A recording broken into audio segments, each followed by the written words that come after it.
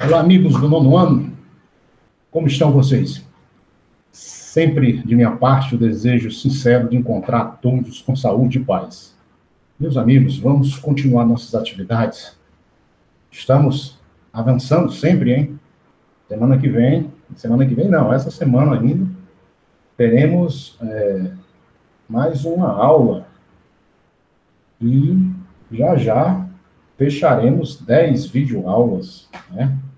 Uma série de atividades realizadas.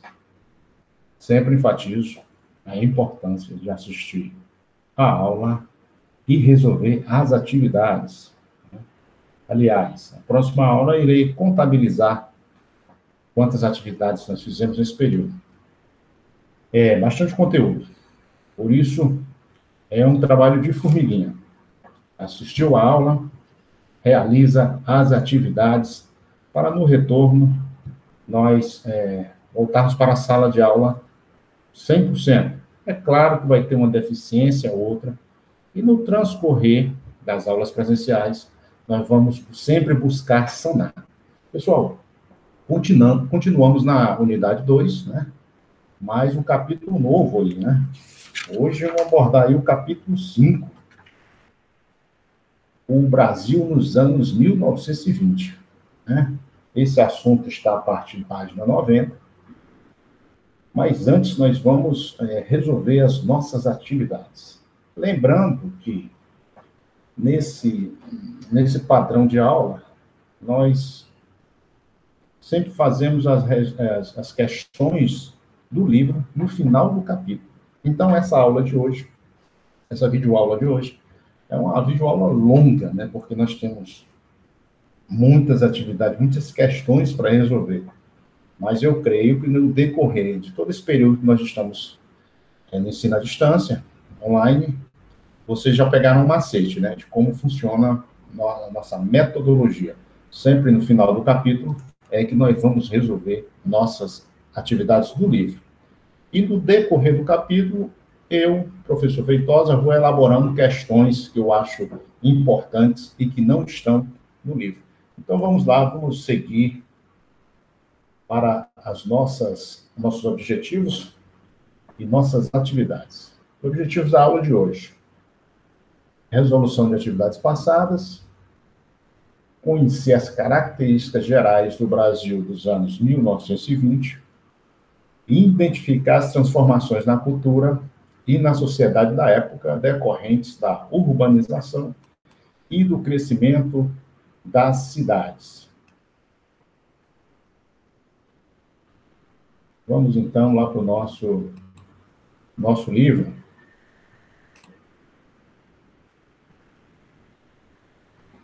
Aqui o nosso livro, nossas atividades. Nesse momento, sempre acredito que o aluno está aí do outro lado, junto com o professor, resolvendo essas questões. Em breve teremos aulas ao vivo e podemos interagir, né? É interessantíssimo que a aula seja construída juntos, alunos e professor. Pessoal, primeira questão. Cite as características que marcaram a economia e a política dos países europeus no período entre guerra. Essa resposta vai ser a resposta ao pé da letra, a resposta bem didática. Tenho certeza que vocês têm essa resposta na ponta da língua, porque enfatizei bastante. Então, a questão número 1. No período entre guerras, os países europeus enfrentaram enormes dificuldades econômicas, o que acabou colocando em xeque os governos liberais e democráticos, e ocorreu a ascensão de regimes autoritários. Então, esse período de entre guerras, uma profunda crise econômica. Questão número 2. Relacione os acontecimentos da Primeira Guerra Mundial à ascensão dos Estados Unidos no cenário internacional. Estados Unidos que virou uma potência após a Primeira Guerra Mundial. Os conflitos da Primeira Guerra Mundial não se deram em territórios estadunidenses, estadunidense, o que preservou dos estragos e prejuízos. Não tiveram guerra em seu próprio território. Além disso, enquanto as nações beligerantes em guerra reduziam a produção agrícola e voltavam suas atividades para a produção de armas, os Estados Unidos desenvolviam sua produção agrícola e industrial para abastecer o mercado europeu. Eles ainda desempenhariam um importante papel nas negociações de paz e no empréstimo de dinheiro para a recuperação dos países destruídos pelos conflitos. Então, ao pé da letra, os Estados Unidos tornam-se uma potência e enriquecem, né, com fornecimento de gêneros, de empréstimos para os países que estão em guerra na Europa. Questão número 3. Quais as principais causas e consequências da crise de 1929? Crise essa que teve reflexo no Brasil. A crise de 1929 decorreu da superprodução industrial e agrícola dos Estados Unidos, da América. Produziram demais, lançou ao mercado e não havia consumo, um subconsumo. Aliado ao fator de o poder de compra da população não ter acompanhado o crescimento das ofertas de bens industrializados. O eixo detonador foi um reflexo da especulação na Bolsa de Valores de Nova York, em 1929.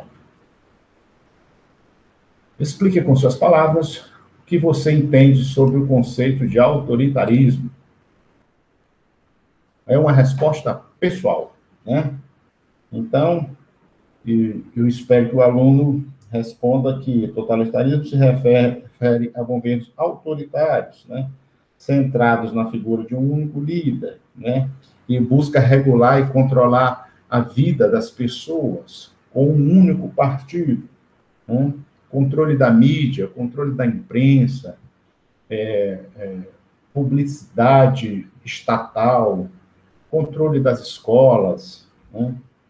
E perseguição aos opositores, a todo e qualquer opositor, ou qualquer grupo ou pessoa que faça crítica a esse governo.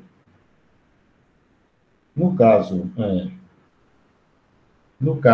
especificamente da Alemanha, né, sempre temos que lembrar a perseguição aos opositores e incluir, no caso, os judeus, porque na ascensão de Hitler, o antissemitismo foi uma das bandeiras, né? Aliás, responsabilizando os judeus pelos problemas de crise econômica na Alemanha. Questão número 5. Identifique as principais características dos regimes nazifascista. Nazifascismo, conjunção, nazismo e fascismo. Propunha a construção do Estado forte, centralizado, nacional, anticomunista, antiliberal e autoritário. Principais características. Propunha a construção do Estado forte, centralizado, nacional, anticomunista, antiliberal e autoritário. Questão número 6. A Guerra Civil Espanhola costuma ser vista como um ensaio para a Segunda Guerra Mundial. Por quê? Justifique sua resposta. Isso aí foi um objeto da nossa aula passada, né? Questão número 6. Você poderia citar o seguinte: o conflito ganhou de combate entre fascismo e democracia, atraiu voluntários para lutar no mundo todo, né, as brigadas, né, contra as forças republicanas.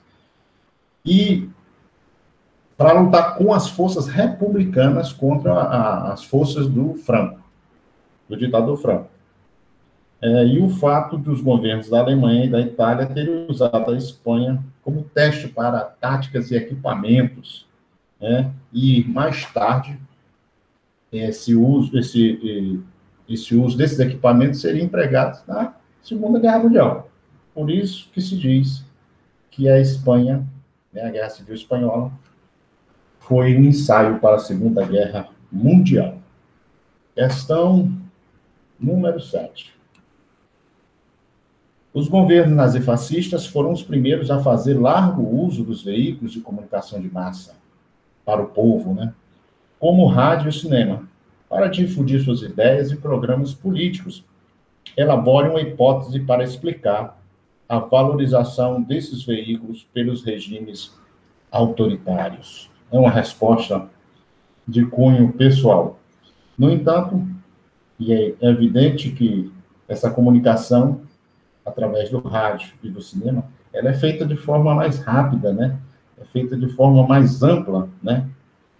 E você receber essa mensagem em sua casa, recebe essa mensagem através de um rádio. Então, o governo, né, esses governos nazifascistas, ampliaram através de propagandas, até emotivas, né, com ideais, né, a sua ideologia. Foi usada fartamente, fartamente foi usada os meios de comunicação em massa para conquistar a população com suas ideias. Ok, é uma pergunta de cunho pessoal. Eu citei na aula passada que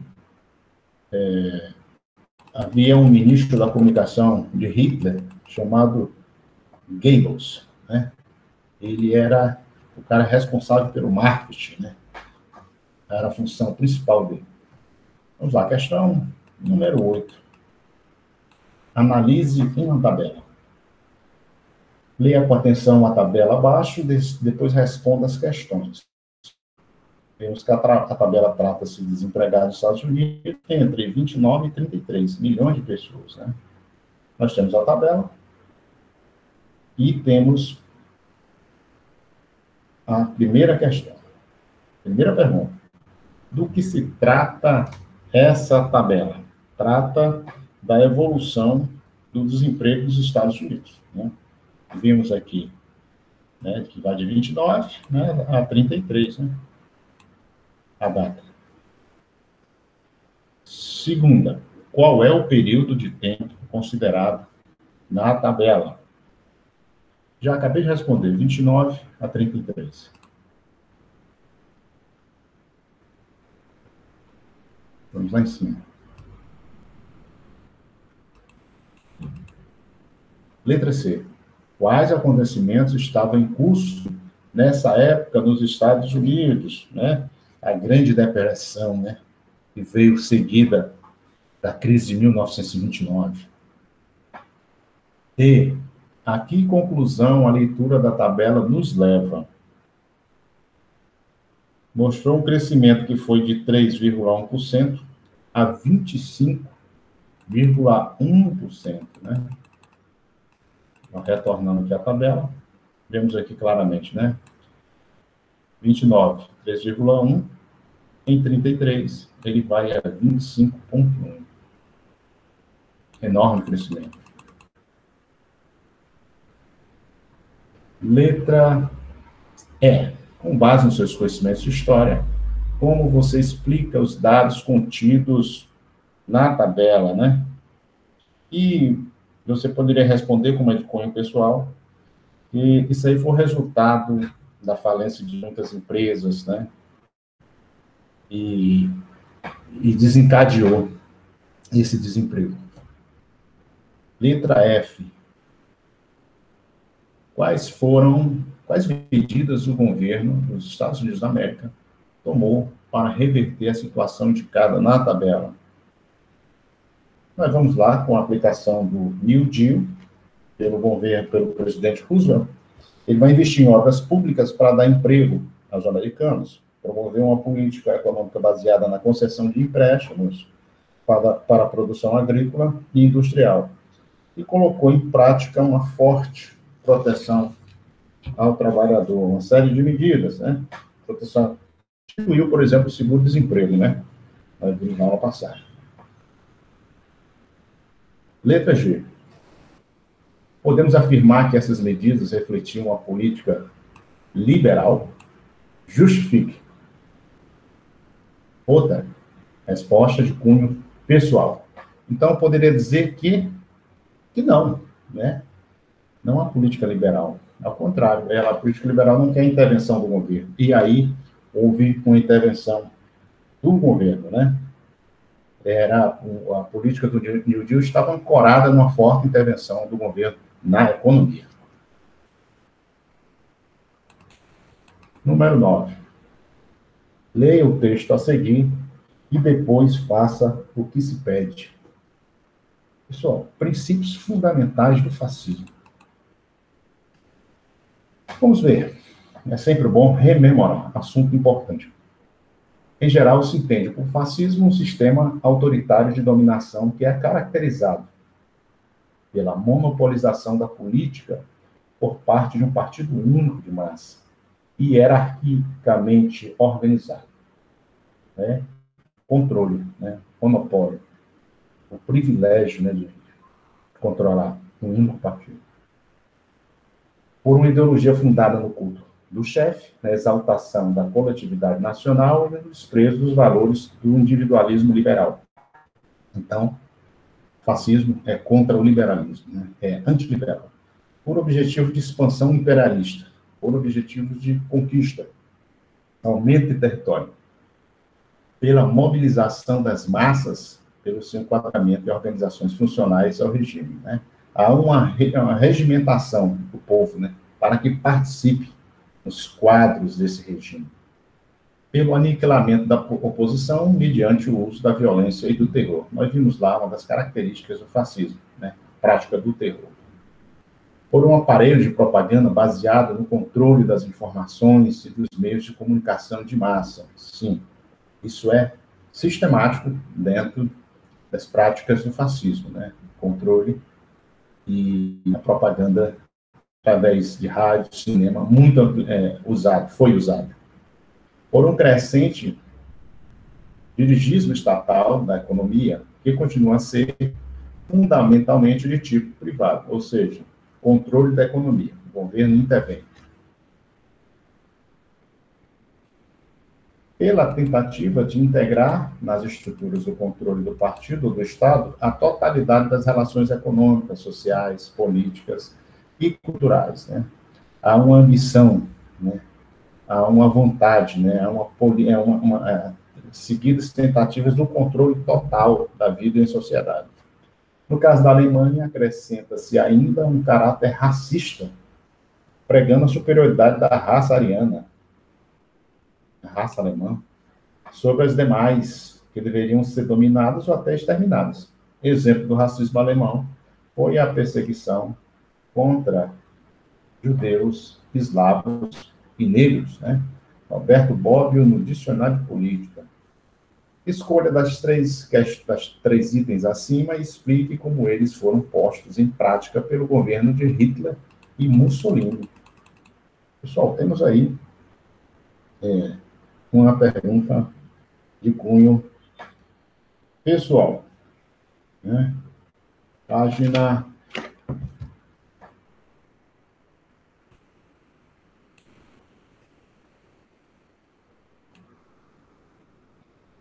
Vamos ver aqui, localizar. O meu livro não bate com a resposta de vocês, com o livro de vocês, mas, basicamente, aqui nessa resposta, do item 9, é uma resposta de cunho pessoal. Vocês devem pegar pelo menos três desses pontos aqui e tentar dissertar, explicar, né? Vocês podem falar sobre a questão do culto aos ditadores, sobre a questão que nós falamos sobre a nazificação da sociedade, né? Recrutando as crianças lá no fundamento, digamos, lá na pré-escola, né? Ainda crianças, ainda meninos, né? Já com a ideologia nazista, né? Você pode falar sobre as práticas expansionistas da Itália, da Alemanha, aliás, isso vocês só vão ver mais um pouco à frente, né? Pode falar sobre o antissemitismo alemão. Vocês pegam um desses pontos aí, esses três, né? No caso, a atividade pede, e pode explanar sobre ela. E vão ver nazismo, fascismo, muitas práticas incomuns e poucas diferenças, ok? Questão número 7. Número 7 não, número 10. Aqui eu tenho que estar lendo a tela, vendo a tela e buscando no livro. Por isso, em vez de mandar uma confusão relativo a número da atividade. Vamos lá. Nós vemos aqui imagens, né, de desempregados, né? Aqui em cima. Uma fila para distribuição de sopa a populares. Em Chicago, né? Estados Unidos. Vai dizer assim. Iniciativa de Al Capone, um famoso gangster da época. A crise econômica trouxe imensas dificuldades sociais por todo o país, diante do desemprego, da miséria e da fome. Desculpa. Medidas como distribuição de alimentos tornaram-se comuns. A foto da década de 1930, e embaixo, trabalhadores desempregados fazem sua refeição. 34, Nova York. 10. Faça uma pesquisa para descobrir quem foi Al Capone e por que é considerado um dos criminosos mais perigosos dos Estados Unidos da América, na década de 1930. Outra resposta aí de cunho. Pessoal, uma pesquisazinha na internet para localizar aí o Al Capone. Vamos lá, então.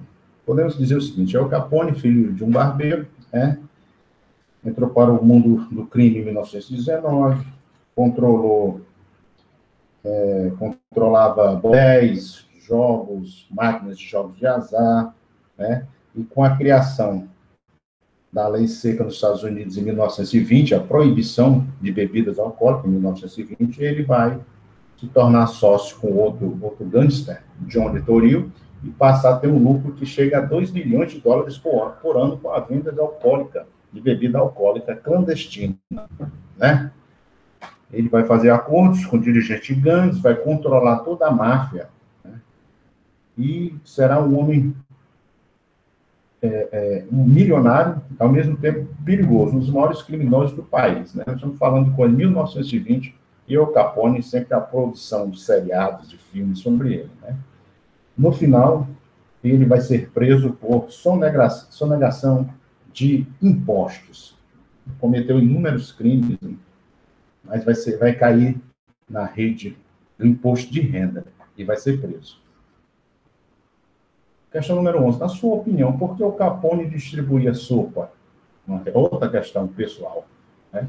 Porque um criminoso, né, vigiado pelas autoridades, pelo FBI, distribuía sopa para a população, para os desempregados, né? Buscando a simpatia desses grupos, né? Ele buscava fazer uma propaganda, como se fosse apoiador dos pobres, né? Essa era a intenção do Al Capone, né? E assim, diminuir a ojeriza, diminuir a resistência à sua pessoa, por tratar-se de um criminoso. Questão número 12. Vai contextualizar a situação do Brasil, né? A questão número 12 vai dizer assim: nos dias de hoje, no Brasil, você vê alguma semelhança entre as ações de Al Capone, registradas na fotografia, e as ações dos chefes de tráfico de drogas e armas dos grandes centros urbanos? Questão número 12. Até nos anos 90, né? Essa era uma prática comum, né? No Brasil, os criminosos e contraventores procuravam prestar apoio à população e conseguir sua cooperação por meio da manutenção de escolas de samba, times de futebol, né, creches, doações. Só que o perfil desses marginais mudou. Hoje, né? Hoje o perfil mudou. Hoje a cooperação e o silêncio, eles conseguem através da implantação do medo e do terror nos territórios ocupados por eles. Vamos lá em cima agora. Analise o texto. Entre os historiadores, existe um grande debate sobre a ascensão do nazifascismo no Entre Guerras. A seguir, reproduzimos o trecho de uma obra no qual o autor analisa essa questão pensando na influência da Revolução Social na Europa. A ascensão da direita radical após a Primeira Guerra Mundial foi, sem dúvida, uma resposta ao perigo. Na verdade, a realidade da Revolução Social e do poder operário em geral, e a Revolução de Outubro, e ao leninismo em particular. Sem esses, não teria havido fascismo algum. Pois, embora os demagógicos ultradireitistas tivessem sido politicamente barulhentos e agressivos em vários países europeus, desde o fim do século XIX, quase sempre haviam sido mantidos sob controle antes de 1914. Sobre esses aspectos, os apologetas do fascismo, né, os que fazem apologia do fascismo, provavelmente têm razão quando afirmam que Lenin engendrou Mussolini e Hitler, né? E Mussolini e Hitler teriam sido produtos de Lenin. Eric Hobsbawm, A Era dos Estranhos. 13. Qual é a ideia principal do texto, né? Então, para Eric Hobsbawm, a ascensão da direita radical durante a guerra foi resposta à iminente revolução social geral, tendo como espelho a Revolução de Outubro de 1917, a Revolução Russa. 14. Você concorda com ele ou não? Justifique sua resposta. Aqui você deve, né, argumentar, estimular sua capacidade argumentativa. Resposta pessoal, número 14. Meus amigos, a autoavaliação, sempre, professor, né, bate nessa tecla aqui. Procure responder, de preferência até escreva, né? Procure colocar por escrito. Isso aí vai enfatizar, isso aí vai potencializar o aprendizado, o processo de aprendizagem, ok? Alguma dúvida sobre essas 6 questões, sobre o assunto, que não ficou, não encaixou a ideia legal, logo porque nós não estamos ao vivo, não estamos, né, numa aula presencial, busca através de uma pesquisa. Se não, escreve essa dúvida no retorno à sala de aula, né? No encontro com o professor Feitosa, vamos tirar toda e qualquer dúvida. Muito bem. Terminamos o capítulo 4. Vamos dar tchau para o capítulo 4. E vamos seguir ao novo assunto, capítulo 5, o Brasil nos anos de 1920. Assunto interessantíssimo. Saímos da Europa, né? Estávamos na Europa, estávamos nos Estados Unidos, agora estamos indo para a história no Brasil. O que é que está acontecendo no Brasil nesse período? Esse capítulo é um capítulo bem curto, né? Hoje, porque teve essa nossa atividade longa que nós resolvemos. Mas esse capítulo aqui, com certeza, ele seria um capítulo de uma aula, né? Então, vamos lá. Nós temos aqui a imagem do Viaduto do Chá, região central de São Paulo, em 1919, né? Faz uma pergunta aí. Descreva as construções, os meios de transporte e outros elementos retratados na fotografia, né? Poderia falar aqui, né? Esses prédios, né? Ó, a circulação de pessoas, bondes, né? Carros, né? Temos carros aqui, né? Pessoas circulando, né? Aqui a gente vê a Belle Époque presente. A Belle Époque, a Bela Época, né? A década de 1920 foi marcada no Brasil por profundas transformações sociais, culturais e econômicas. Com base na sua análise de fotografia, tente imaginar quais transformações foram essas, né? Nós vamos ver aí a questão da densidade populacional, nós vamos ver a questão da industrialização, vamos ver o surgimento de uma classe média urbana. Nesse decorrer desse capítulo, nós vamos assistir a isso tudo. Então, vamos lá. Ao longo dos anos 1920, a sociedade brasileira passou por profundas transformações. Olha, a população subiu de 14 milhões em 1890 para 27 milhões em 1920 e 33 milhões em 1930, né? Houve um aumento significativo da população brasileira, né? Da sociedade brasileira. E, ao mesmo tempo que crescia o Brasil, se urbanizava, né? As cidades mudavam, né? Cresciam. A gente queria uma nova paisagem, né? Algumas cidades como São Paulo e Rio de Janeiro transformaram-se em metrópoles. E as capitais de outros estados se expandiram rapidamente. Embora a maioria da população continuasse vivendo no campo, a vida urbana ganhou destaque e trouxe novos elementos para a cultura nacional. Temos aqui o caso da Belle Époque, né?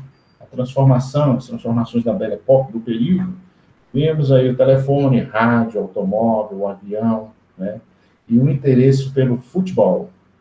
Tudo isso vai fazer parte do cotidiano dos brasileiros e vai alterar hábitos e costumes, né? Aí, o nosso livro continua nos falando de implementações. Olha aqui, no campo educacional, foi criada a Universidade do Rio de Janeiro, reunindo as antigas faculdades de Medicina, Engenharia e Direito. Aos poucos, incorporou novas unidades, como a Faculdade de Filosofia e de Belas Artes, ampliando assim a oferta de cursos superiores no Brasil. 7 anos depois, foi criada a Universidade de Minas Gerais. Importantíssimo no campo educacional essas medidas. Então, no item 1, a crise oligárquica. Aquela oligarquia, aquele período que nós estudamos, os governos controlados por cafeicultores, por fazendeiros, Minas e São Paulo, Rio de Janeiro, aquela luta pelo poder, luta política, né, dos estados, né? Então, nós vamos ver aqui a crise oligárquica, porque é o período que nós vamos acabar o nosso assunto, em 1930, com a queda dessa república oligárquica e a ascensão de Getúlio Vargas, né, na Revolução de 1930. Na linha de tempo, pessoal, vamos ver algumas coisas aqui nessa linha de tempo, vamos explorar. Ela vai de 1906, a nossa linha de tempo. Opa, tem aqui. 1906 até 1930, que acabei de falar aqui, né? A Revolução de 30 que leva Getúlio Vargas ao poder, né? Então, em 1906, nós já estudamos a política de valorização do café, né? Nós vimos lá os convênios, convênio de Taubaté, o governo intervém na economia, a compra, né, dos cafeicultores, a produção, né? E durante um período isso dá certo, depois mais à frente vai ser um desastre, né? Vai ter até a queima de produtos, de estoques de café. Então, é claro que o governo intervém porque o café era o principal produto desse período, né? Então, a intervenção do governo federal.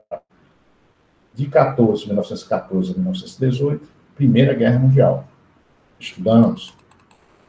1920, a criação da Universidade do Rio de Janeiro.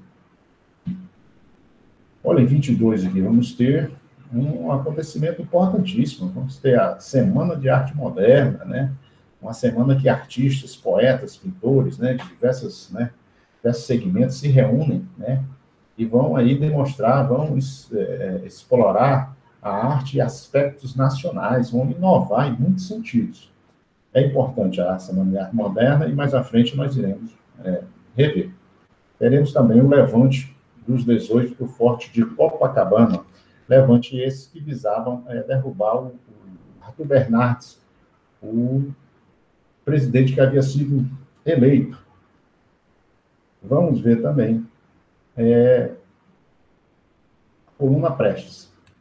Vamos ver o levante dos tenentes em 1924, o levante dos tenentes. Vejam que aqui é seguido. Ó. Nós temos o levante 18 Forte Copacabana, que vai ser enfrentado, combatido, derrotado. As consequências do governo em perseguição aos tenentes. Os tenentes irão se rebelar em 1924, vão ser combatidos novamente, irão para o Rio Grande do Sul, lá irão se encontrar com militares gaúchos, irão formar a Coluna Prestes, de 24 a 37. A coluna que irá entrar aí pelo país, né, irá debater aqui no Nordeste, né, procurando estimular a população a se revoltar contra o governo federal. Vamos ver passo a passo isso aqui mais à frente.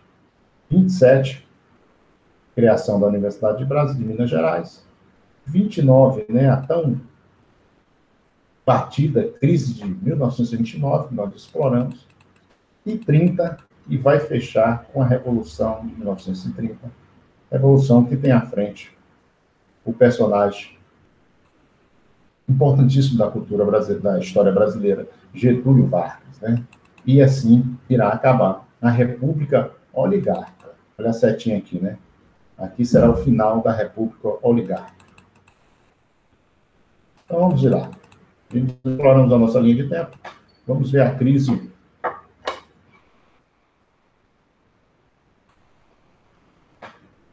A política de valorização do café, adotada por muitos anos para combater a crise dos preços internacionais do produto, desagradou diversos segmentos da sociedade, incluindo grupos oligárquicos não ligados ao café, que se sentiam prejudicados.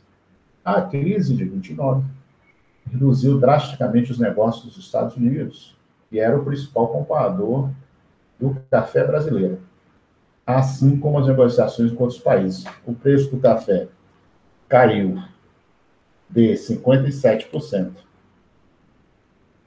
E os empréstimos do Brasil diminuíram, tornando inviável uma política de valorização do café.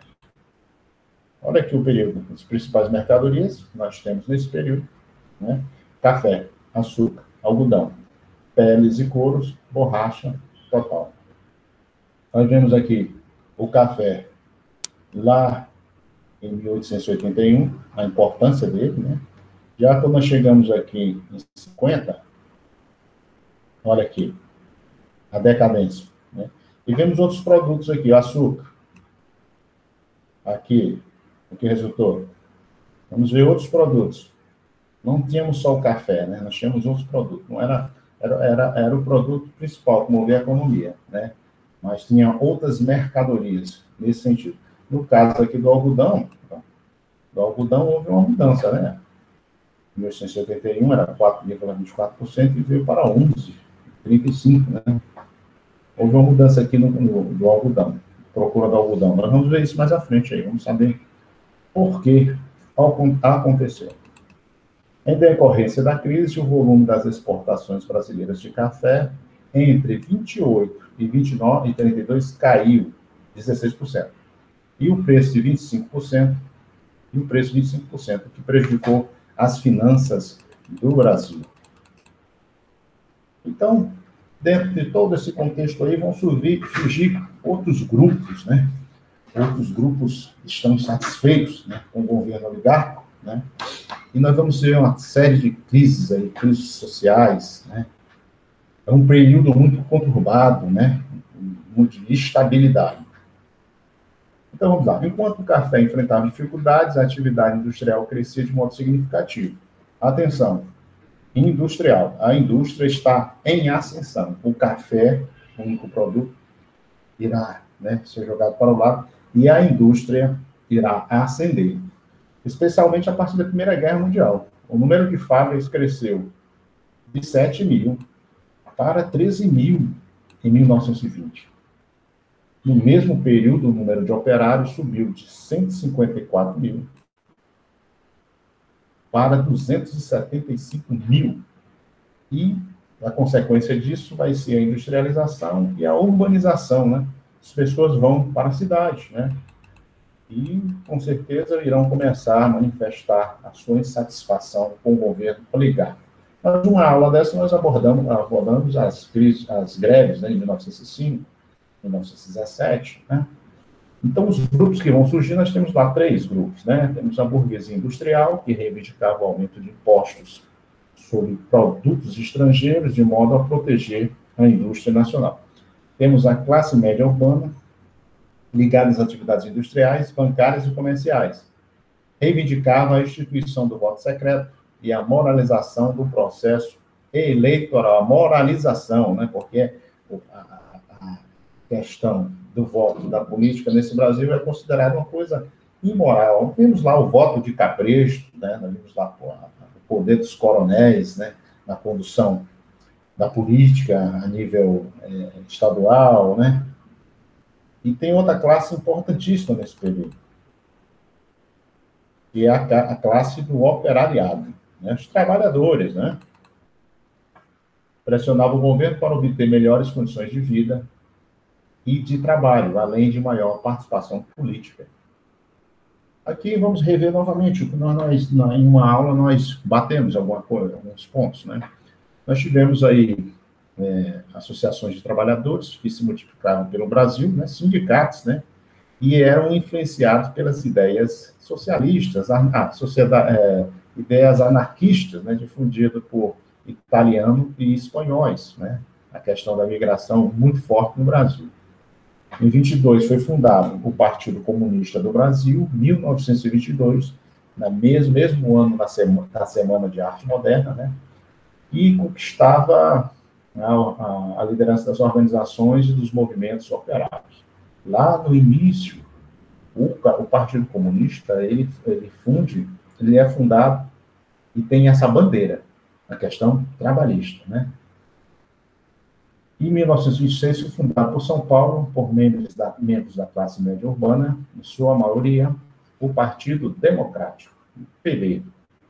Ele pretendia opor-se à hegemonia dos partidos republicano, mineiro e paulista, que dominaram todo o período, né, das oligarquias, era uma luta entre o mineiro e o paulista, e defendia a moralização da política por meio do voto secreto e obrigatório. Vemos aqui uma imagem de trabalhadores no porto de Santos, né, carregando no navio sacas de café em 1920. Meus amigos, eu acho que por hoje, para a aula não ficar muito longa, né, se ter um pouco de dinamismo na aula, né, nós vamos fechar por aqui e vamos parar na próxima aula. Com certeza nós vamos fechar esse capítulo, porque é um capítulo bem curto, né? Então, eu vou deixar com vocês uma atividade para que nós possamos, na próxima aula, resolvê-la. Então, temos aqui, ó, questõezinhas bem básicas, né, para ficar na memória o assunto. Número 1, caracteriza a sociedade brasileira nos anos 1920. Quais as características principais? Descreva a crise da República Oligárquica. 3. Disserte sobre o papel da indústria nesse período e o surgimento dos grupos ligados à atividade industrial. Quais foram os grupos? Quais? Quais os partidos criados nesse período e o que defendiam? 5. No campo educacional, quais foram as implementações do período? É uma satisfação e um imenso prazer. Na próxima aula, iremos novamente estar juntos. Muita saúde, pessoal. Até mais.